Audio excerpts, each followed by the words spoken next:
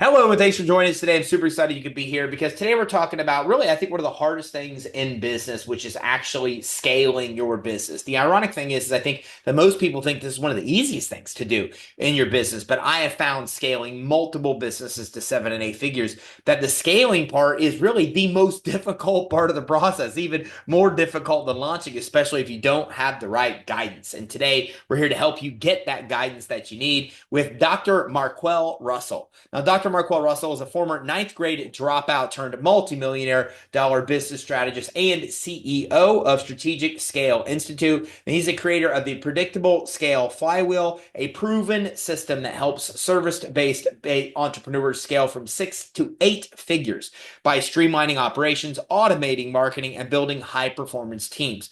Now, his strategies have helped over 3,000 clients generate over more than 1 billion with a B in revenue. Now, Marquel has built multiple seven-figure businesses and landed in the Inc. 5000 for the fastest growing companies list.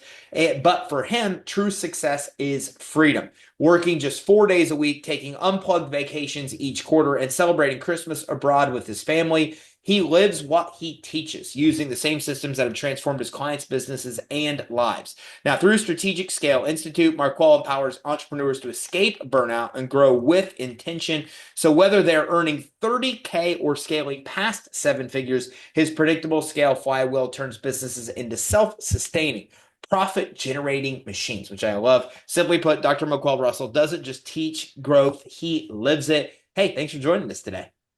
Thank you for having me. I need that clip, like that clip, that intro. I gotta snip that out and like use that to take. Listen, that's. I know you're too busy. You're way too busy for me to just take on the road.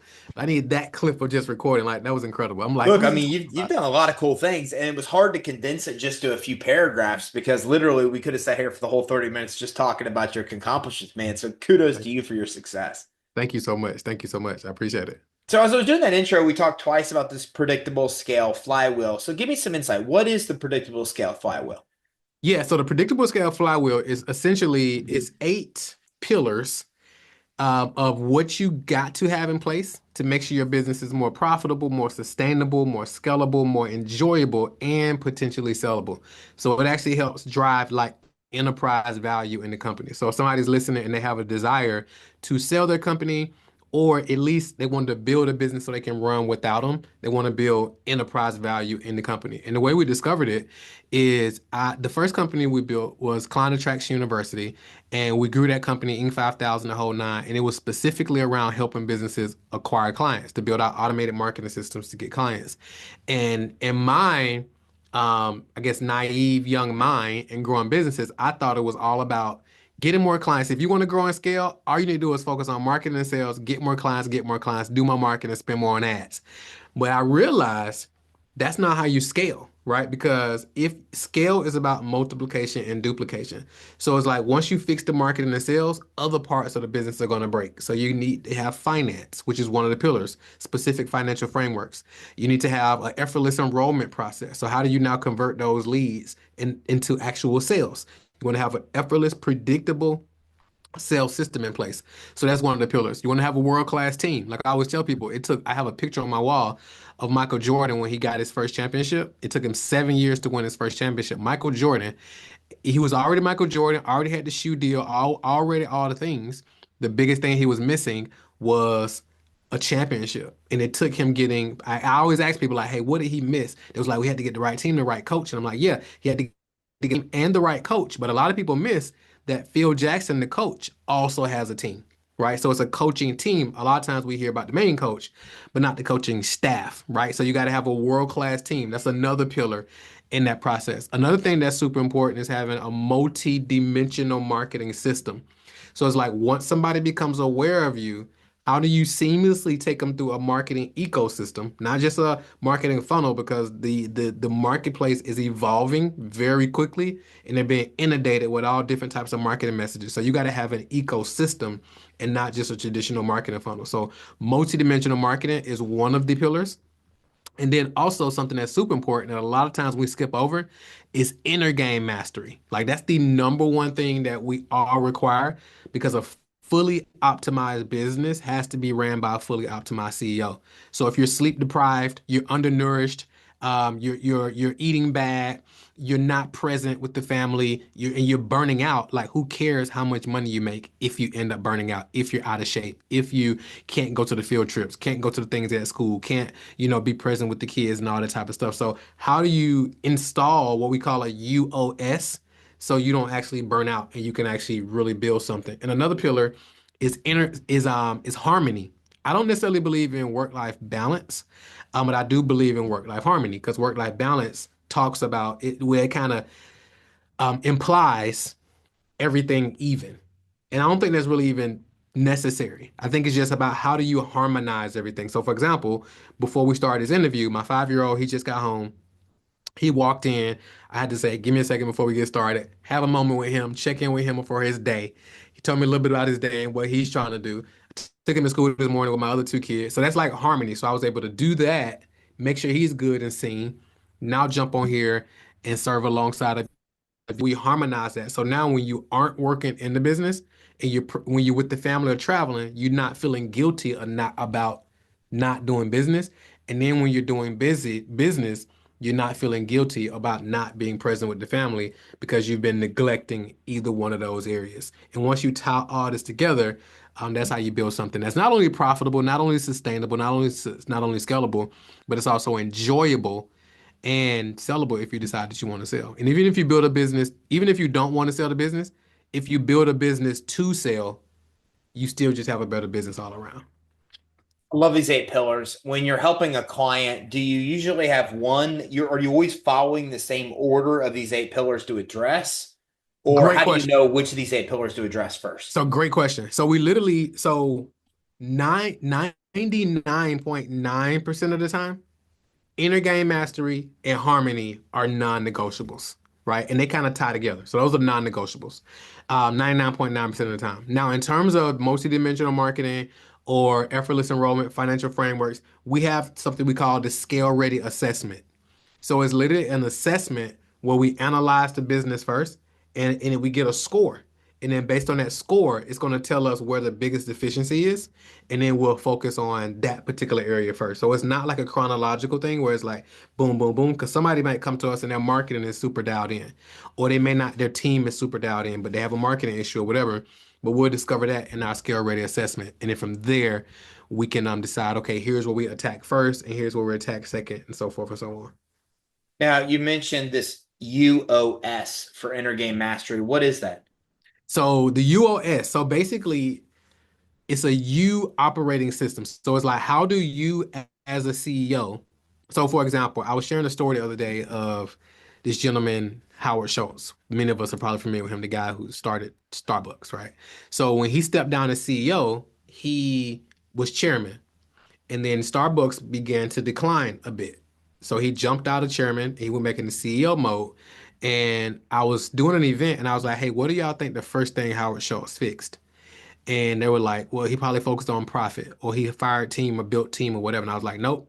The first thing he knew he had to do was like fix himself because he had let himself get overweight. He had like deprived, wasn't focusing on some key areas, right? So it's like, okay, how do we zoom that in for a small business owner? Well, number one is 7 parts of it. So number one, and I'll give you a couple of them so we can unpack. So number one is dialed in morning success ritual, right? Everybody has a morning ritual, but what I found is that many business owners I speak with, or many people in general I speak with, business owners or not, the first thing they do when they wake up in the morning time is grab their phone. They grab their phone, they start scrolling social media, and now automatically, if, let's say, for example, if you open your social media and the first thing you see is a clip from the news about somebody being killed, that automatically sets the tone for your day. Or you see something else negative, that automatically sets the tone for your day. Or you check your email and you got a negative email from a client or whatever, that automatically sets the tone for your day, right? Versus like, how do you control that day and own the day? So really having a dialed in morning success ritual. Now, I don't believe I used to be a guy that studied morning routine, so I had an exhaustive one, right? I was like, you need to do this, you need to do cold showers, or you need to do some people do plunges, and you need to go outside and walk in the grass, ground. You need to meditate, pray, do affirmations, all those different things, right? And it was like a long list, and it literally went until it could go into 10 or 11 o'clock. And now you drained yourself. I believe you just had like some key areas, right? So mind, body, spirit. So how do I feed my mind first thing in the morning?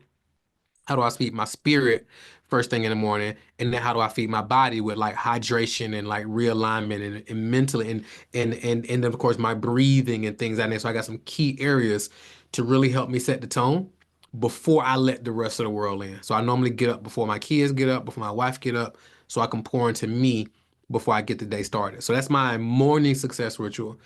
Also, the morning success ritual starts the night before. So another part of this UOS is your wind down ritual. So what does that look like? Some people just go until they fall asleep at their desk or on the couch or whatever. However, what I found is if you can be more intentional, you can get higher quality sleep. And if you get higher quality sleep, you actually perform better because us as entrepreneurs, we're literally athletes, right? We're corporate athletes. So if we look at LeBron James, we look at Serena Williams, and the list goes on, we can see their level of intensity when they're on the court. As entrepreneurs, you can't technically see our level of intensity, but we're just intense, but it's happening inside of us. So we got to know how we got to effectively regulate that. So sometimes entrepreneur might be like, well, I slept 8 or 9 hours or 10 hours, but I still feel exhausted. And it's because, well, you slept, but you didn't rest because you were still worrying about things of the day, things of tomorrow, and so forth and so on. So what can we implement to make that practical? So one of the things I share that are game changers and it's very inexpensive is like something simple as taking a shower or a bath, whatever your thing is. But I like hot showers and putting some lavender in the shower, right? Some like lavender essential oils. And it'll literally steam up and that begins to help your body relax, right? So that's one thing. Number two is some magnesium. So I like to take two magnesium before I go to bed. Again, this is relaxing my body. I don't get this perfect every night, but when I get it perfect, I sleep like a baby and I can feel the difference. And the cool thing is, even if I don't get as many hours for whatever reason, I still feel more rested than sometimes when I get more hours, but I didn't really rest well. Because I'm an entrepreneur just like everybody else. I'm thinking and blah, blah, blah. We don't really turn our brains off. We can just redirect it, right? So the magnesium, the lavender, also like chamomile tea or some kind of herbal tea, but chamomile tea is clutch. Again, it's helping you to relax your body because when you can lay down and your body is relaxed, you can go to sleep easier and you can sleep more sound and you can get higher levels of deep sleep and what they call REM sleep. So I literally track it. I use a thing called an Oura ring to track it. And when I'm tracking it, I can literally see in the data when I slept well. If I ate too late, if I was up too late binge watching show, I can literally see it in the data. If I nailed everything, I can see it in the data, and it literally all ties up. Another thing that we do in that you is quarterly vacations. Like quarterly vacations, um, consistently. Now, this doesn't have to be anything exotic. You don't have to go anywhere expensive or whatever the case may be. This could literally be you getting an Airbnb with you and your family, chilling out, or a hotel downtown, and just kind of just unplugging from the regular boom, boom, boom, just figuring out like how do I do that. So for example, next week, Monday, we actually leave for Honduras, and we're going for a week and then coming back. And again, that just helps you. Number one, it helps you refresh and unplug. And it also helps you enjoy the journey because a lot of entrepreneurs are just grinding away until some point in the future to actually start enjoying the spoils. And I've done that before. And it just turns into a grind. And the people around you don't get to experience the process as well. So consistent quarterly vacation. When I started doing this with my family, it was a total game changer. And we started doing bringing in Christmas every year in a different country. Total game changer because now my kids can experience the process. They know what we're building. They can see it, and it's not just dad is always working or he's saying he's doing this, he's doing that, but they're actually experiencing the process and they're also, getting exposure as well.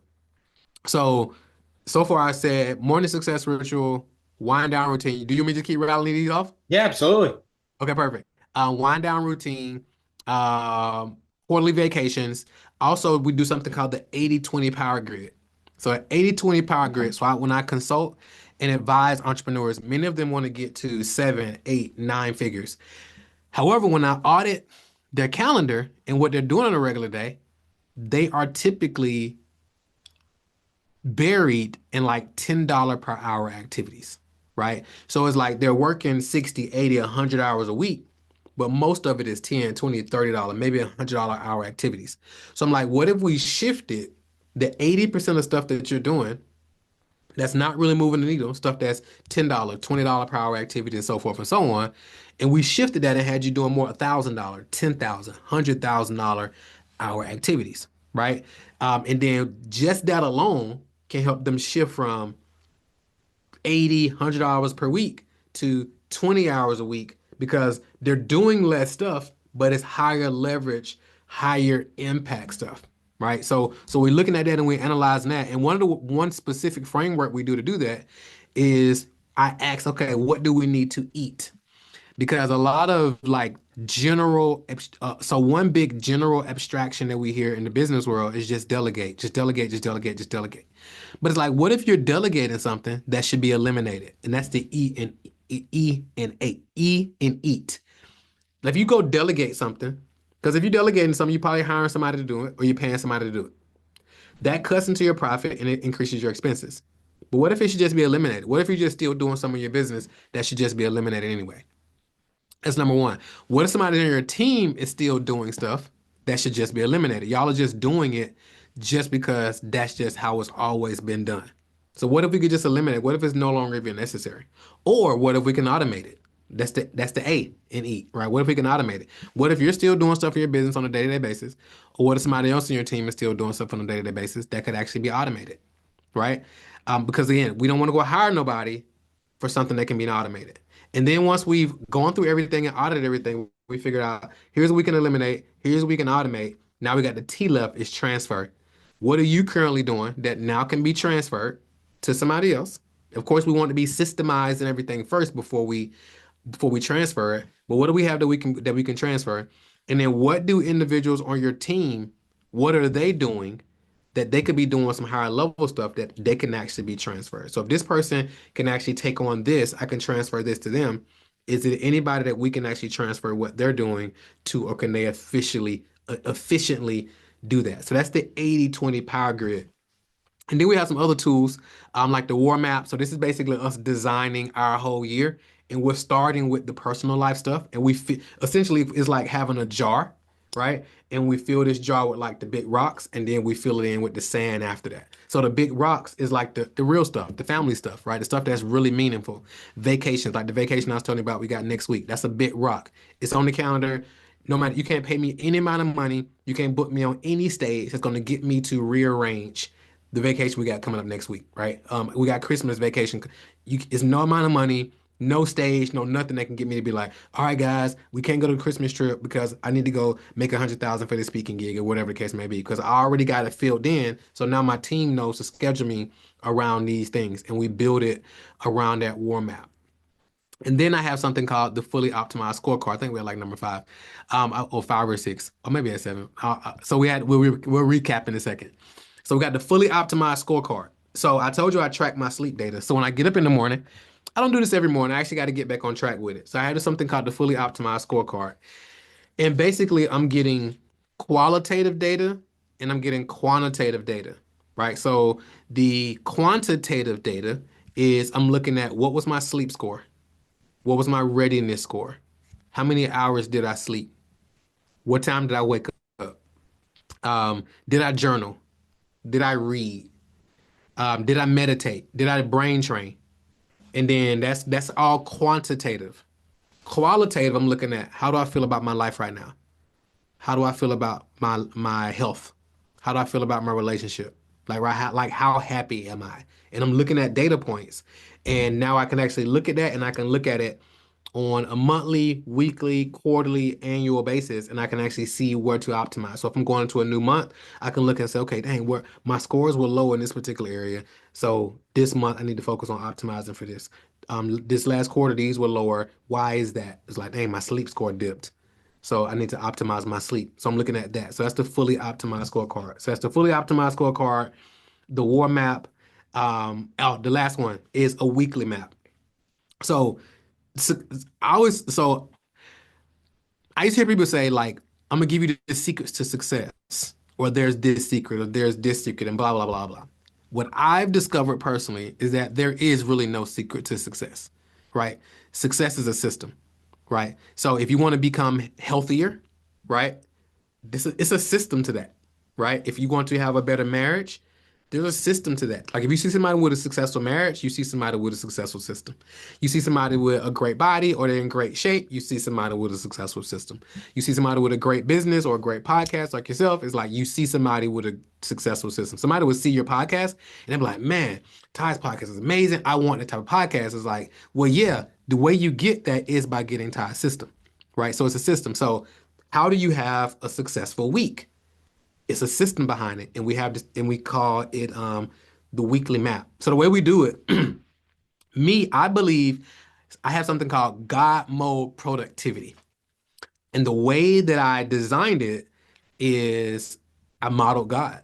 So I looked at in the scripture, the Bible talks about how on this day, God created this day, God created this, God created this, God created this. So it kind of showed, but I know at one point for me, every day, I used to try to squeeze in as much stuff as possible.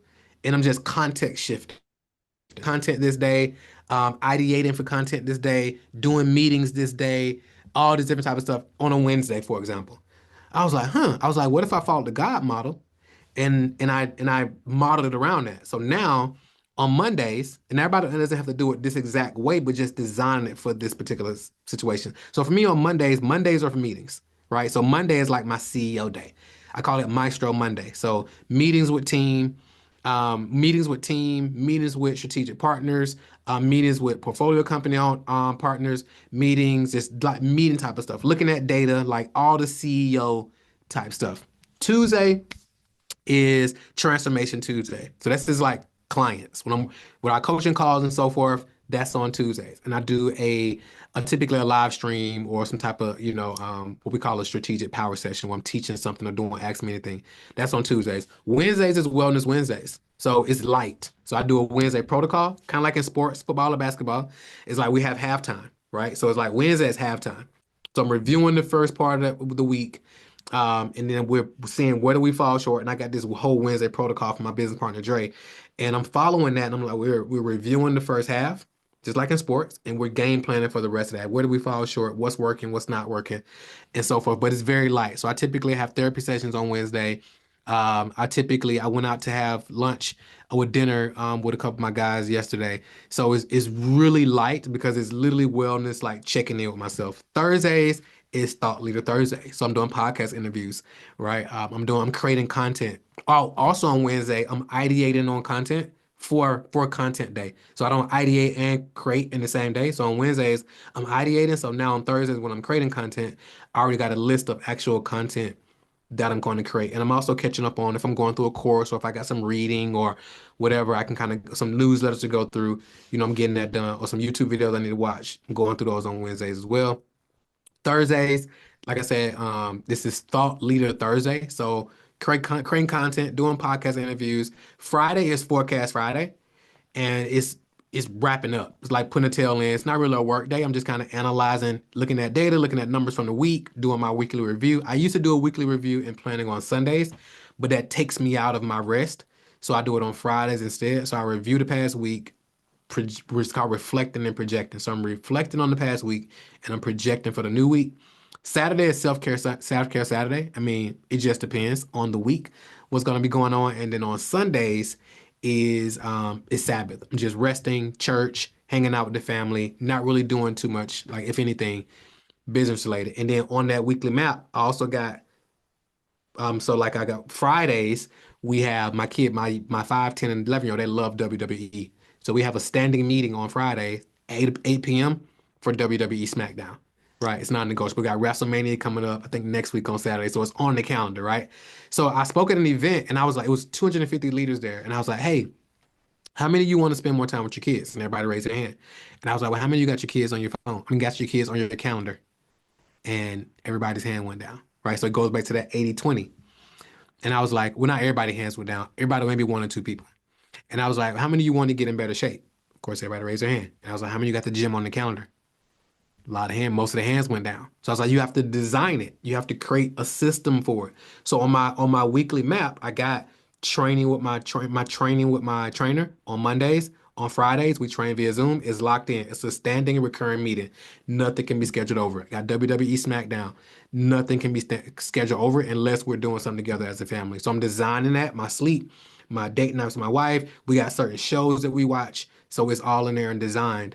And we're operating based on that. So now again, when I show up in the business world, I'm showing up fully present, fully energized, fully refreshed, fully rested because I'm not gray lining basically. It's not like, man, I know I got to do this, but I feel like I should be, feel like I'm neglecting my family. Oh, with the family, I feel like I should be doing this so I can do the things. Now, am I perfect? No. That's why it's a OS, it's an operating system. So we're always seeing where do we fall short, where can I optimize, and then making the necessary adjustments.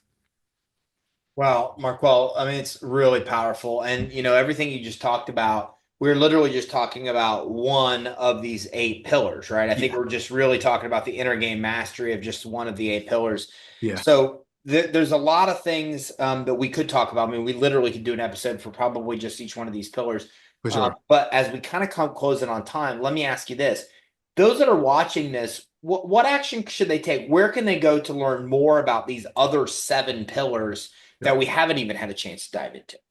Yeah, so I put together a page. It's called scalemadeeasy.com. So SCALE, scalemadeeasy.com. They can actually go over there and they'll see like a breakdown where I break down all the eight pillars. They'll see some other cool resources. The assessment I talked about, everything, it'll be all there. They can get access to all of it for free. But like you said, it's it's eight pillars to really dig into and be super intentional about. So that's the first thing I would say. Go to scalemadeeasy.com, grab all those resources. And I think the bulk of the time we talked about the inner game mastery one, which to be honest is, in my opinion, the most important one because business is literally 10% tactics, right? Once we know we need to generate leads. We know we need to, now there's some nuance to it, but it's 10% tactics. It's the 90% is the inner game stuff. And what at every level, at seven figures, at eight figures, 20 million, 30 million, 50. I had a call with a young lady earlier doing 15 million a year, looking to get to 20 million a year. Similar things, right? It's always inner game at every level and doing like that deep work. So and just continue to uproot and like optimize. So I would say the first thing is like really dig into that and really get clear on like what you want to build. Because I think with the internet, it's easy to get sucked into comparison and you could literally be winning, but you jump on Instagram and you see what somebody else is doing, and you automatically like feel like, hey man, I'm actually not winning like I thought I was winning because such and such is doing that. So really getting clear on like what you want to build and then creating your own scoreboard because a life lived based on somebody else's scoreboard, society's scoreboard, is a life not worth living. So once you're clear on like your game in the game you're in and focus on playing a single player game, not a multiplayer game, because this game of life is literally a single player game, right? But we'll get caught up in like as if it's a multiplayer game. And we focus in on that, that's when life becomes more fulfilling. You can operate from a place of fulfillment versus wanting to get fulfillment. You can operate from a place of happiness and peace, operate from a place of success instead of operating for success, for peace, for happiness. You can move from that place. And when you do that, like the game changes. Marquel, powerful, man. This is a powerful interview. I really appreciate you coming on today and sharing. Thank you. Thank you for having me. All right, so listen, if you're watching this, go to scalemadeeasy.com. There's, I don't know, 9, 10 different tools there you can get, including you can access podcasts, you can access flywheels, you can access accelerators there. You got to keep in mind that this was all just one of these 8 principle framework. And so we didn't even dive down all the way on that one of the 8. So there's 7 pieces to this flywheel that can actually help you get to a point where you could successfully scale your business. Like you said, he's got clients at 15, $20 million plus going and growing. And this is applicable to them the same as it's applicable to those that are 6 figures that are scaling to 7 and 8 figures. So make sure you check it out right now. Go to scalemadeeasy.com. That's scalemadeeasy.com and grab these resources. Grab all these resources, the flywheel, the podcast, the Predictable Scale Flywheel book. I mean, there's so many different resources that'll get you access to all 8 of these all heaps of the principles of the actual Predictable Scale Flywheel. Make sure you check it out right now at scalemadeeasy.com. Thanks for tuning in. Take care. Have a great day.